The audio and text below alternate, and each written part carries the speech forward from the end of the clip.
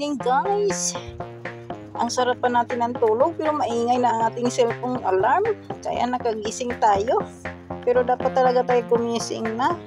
Kasi time na sa ating pagligo. Oo, pero tinatamad talaga ako bumangon kasi masarap matulog. Ayan tuloy. Ayan. Lalo na kung umaga na. Masarap matulog guys. Ayan.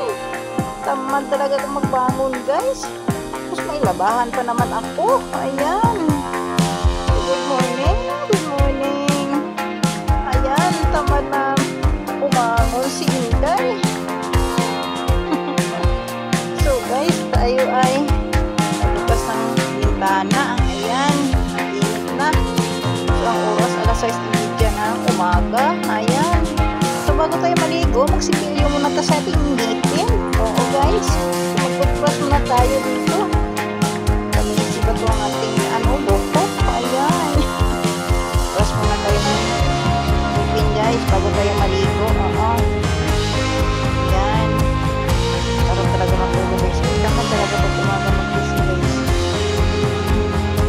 Dapat talaga bumangon kasi may trabaho tayo. Oo. Talaga ang buhay.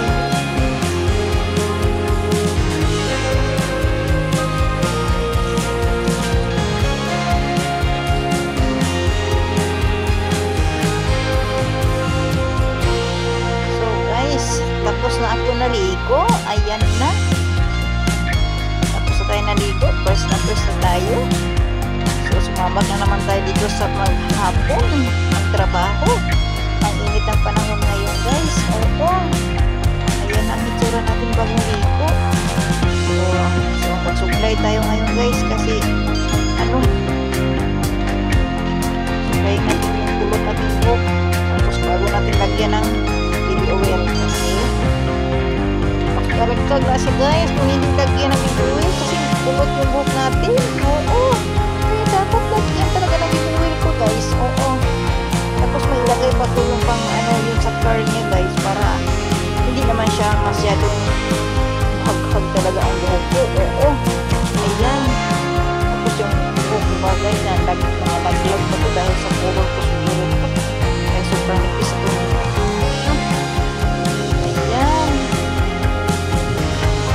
Kamay, ang kamay ko lang ito gawa kong suklay guys. Oo.